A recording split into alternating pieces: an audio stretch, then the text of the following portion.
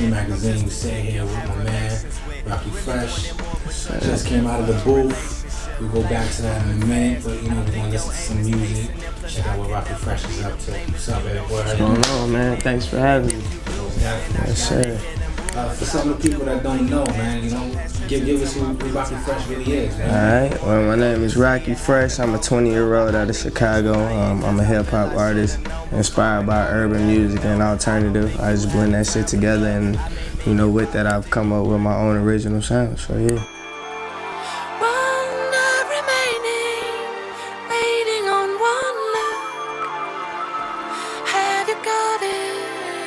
It's so obvious I got it. Man, I gotta be the one. I'm making it my business, but it used to be for fun. And no, I'm not a Catholic, but I'm doing it like none. It all started with a dream, and now look what I've become. So the real question is, how can y'all question me? What can I do for y'all, and what do y'all expect from me? I wanna learn, but I can't let you niggas lesson me. And if you got a problem, come at me respectfully. Cause I ain't the type to trip, but how far you wanna take it? I've been fucked up, let down, but through that I'ma make it. My face is to the future, my back is to the basics, and my niggas still waiting on they payment. And I told them that I got it, but to get it, how? Which ones do you feel the most, and which ones, you know what I mean, really touch you more? I feel like What's the Hurry, the first record I played, was like, you know what I'm saying, the most touching joint, mainly because like that was more so, you know what I'm saying, for me, as far as like me releasing just certain stresses that I had that I really felt like I couldn't talk to anybody about, or you know, just certain issues that, you know, I was moved by and how they were affecting me. Like in the project, I mean, on the record, I say, you know what I'm saying, I told my homies that I got them, but how far have I gone?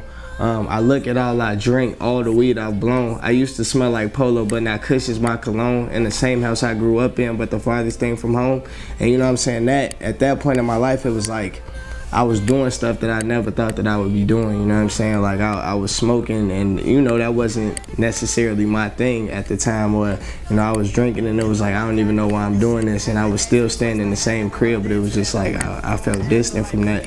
And so that record kind of helped me, you know, put all of that to the surface and, you know, show people what it was really about. I gotta give credit to Kanye because what he did in the rap game was kind of show that you can be yourself. You don't have to be, you know, a tough rapper. You don't have to be a super conscious dude. And as long as you're telling your story, then people will most likely be receptive to that. So Kanye kind of made me a little bit more comfortable with, you know, wanting to be myself with rap music.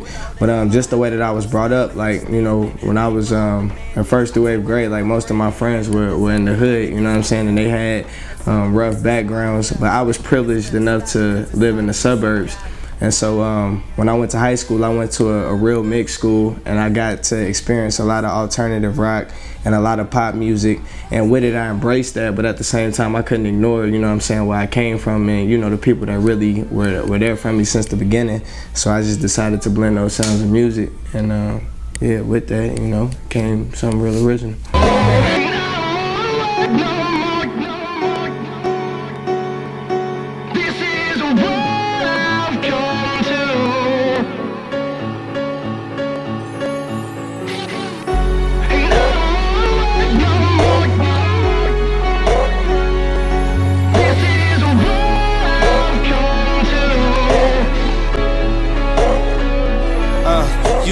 There was these two bands. One of them was called Fall Out Boy, and of course they like are real huge, just all over the world. And so I've been able to work with the lead singer of that group, Patrick Stump, and then also Good Charlotte, which was also a huge band when I was in high school. Me and them have been able to work on a couple of records while I was out in LA, and they become real good friends of mine. But also, I really plan on working with John Mayer. I had a chance to meet with him in New York, and that's like one of my favorite artists of all time. So I'm just trying to work to make that happen. But yeah. What made you want to get into that? I mean, for me, it was a real organic thing. Like when I listen to rap music, I always just form my own lyrics. When I was hearing other people's stuff, for some reason, it was just an uncontrollable thing. And with that, you know, I realized that I had a lot of experiences that a lot of people my age wouldn't normally get to experience, and that's not necessarily negative, but it's just like, you know, I had a real diverse life. I got to see what it was like to be rich. I got to see what it was like to be broke. You know what I'm saying? And this was all at a young age. And so with that, I just wanted to take those experiences and try to relate to different people because I felt like my generation needed that.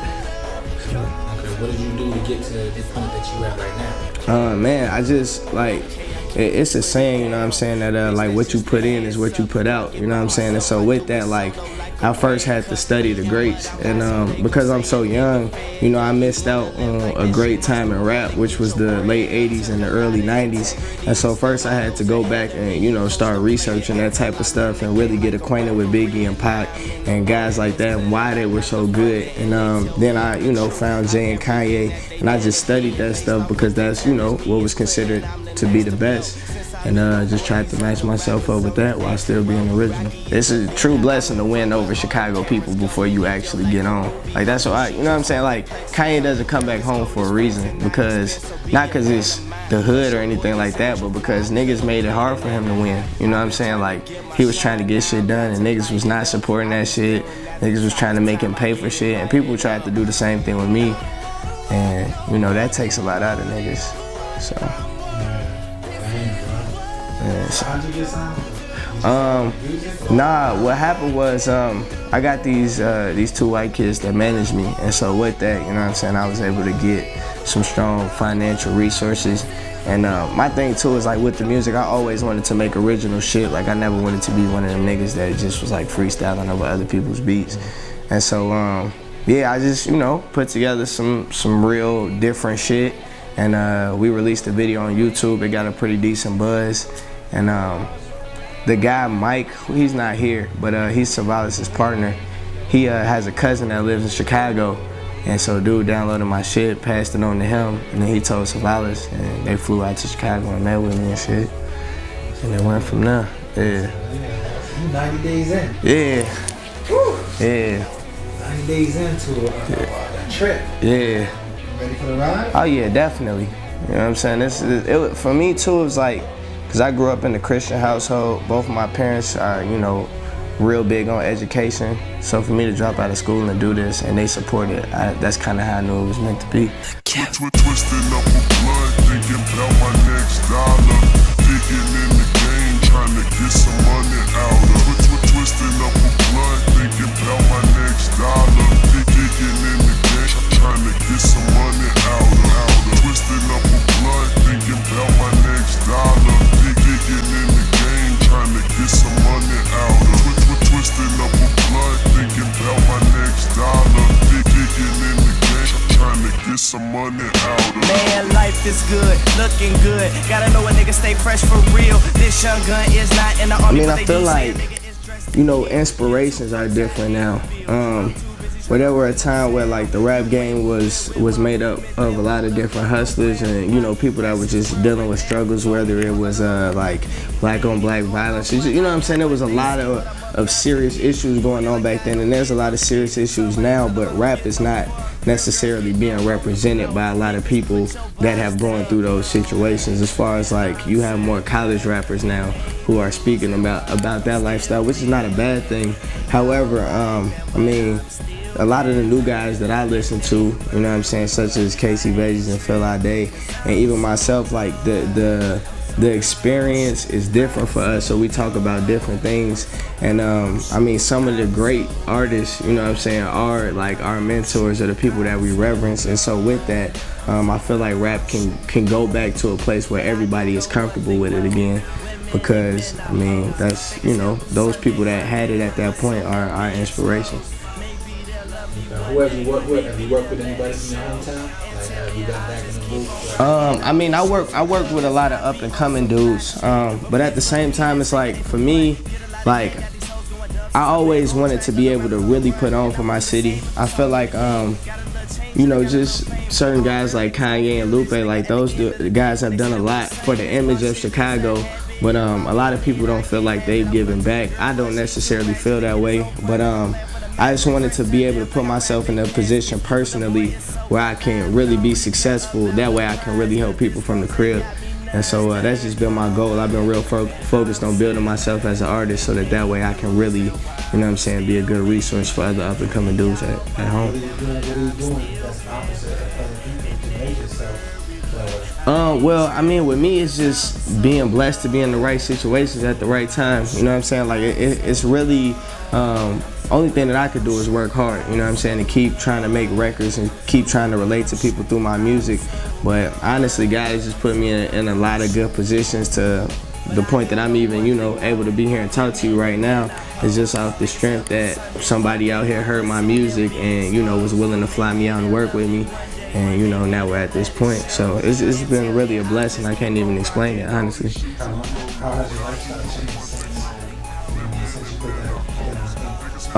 Well, I mean, at first my life was really about pleasing my parents through school and, you know what I'm saying, things like that. And like for me, one, I had to realize that school just wasn't for me. It just wasn't my thing, you know what I'm saying? And two, I mean, now it's just really about me doing whatever I gotta do to be successful in this industry so that way my family, my friends, my supporters, my fans, all of those people are comfortable in knowing that, you know, they put their faith in me.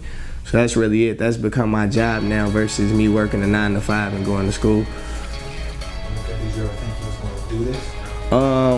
I dreamed about it, but you know, it's so many people that don't make it in this rap industry. It's so many people that get close and fail. It's so many one-hit wonders, and you know what I'm saying, that still could be a possibility for me, like just being real. And so with that, I just want to work to make that not true, you know what I'm saying, and work to be as great as I dreamed about.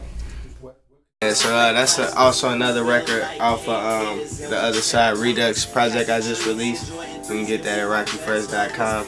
And that record was just me really having fun talking about, you know, the things that I'm about, what I like in my life, stuff like that. The record was produced by Cardo from Taylor Gang. The record I played before that was produced by him and Sledgeman from Taylor Gang. They produced a bunch of stuff for Wiz. So it was a real cool opportunity for them to want to work with me. And yeah, we made it happen and we came out with some dope records. Reporting live from Chicago, where they tell me I'm the future, but I ain't promised tomorrow. I got my own style and that niggas trying to borrow. Been rocking at leaders, knew that they soon would follow, shit's real. If I said it, I meant it, this ain't just money talking. I know niggas that were in the trap house, Macaulay Culkin, but I'm never home alone. With a couple girls that's gone, they wet as water, I'm the bone. They both out here blowing strong, surprised by what is going on. We ain't perplexed, cause them hoes get removed if they ever fuck with my checks. And a couple white boys tried to tell me I wasn't next, then they learned to love a nigga, American history X, and later history check. You'll see this where my run begins. Way this shit is going down, it'll probably never end. And y'all rules are irrelevant. I'ma just do what I choose. From the city of win means that I will never lose. You like the industry so far? Oh yeah, definitely. I mean, for me, it's like the best part about it is like the different business experiences that I get too, because like I'm starting to learn the industry from a whole nother angle, just being out here. And with that, it's like if I never make it as a rapper, you know what I'm saying, I still would have gained enough knowledge to help me be able to do something in the music industry. So we all are different people, you know what I'm saying. When we stay true to what we know and, you know, the experiences that we have, I'm pretty sure you have some experiences that make you, you know, have wisdom about certain things that I don't. And with that, you could choose to be like, man, you know what I'm saying, little nigga, you don't know nothing about this. Or you could be like, yo, fam, like, let me teach you about this. And that's just what it is for me. It's like, there's certain things that I've experienced that I'm positive that a lot of people haven't experienced. And with that, I want to talk about those things and really, you know, relate to people. I just stay true to what I know and the things that I've been through. And I feel like that separates me from everybody naturally. I stay reaching my goals. Many got called, but I'm the one that got chose. Now I'm sitting on dough. Excuse me, I'm just so fucking cold. I said I'm so fucking cold. I said I'm so fucking cold. A nigga sitting on dough.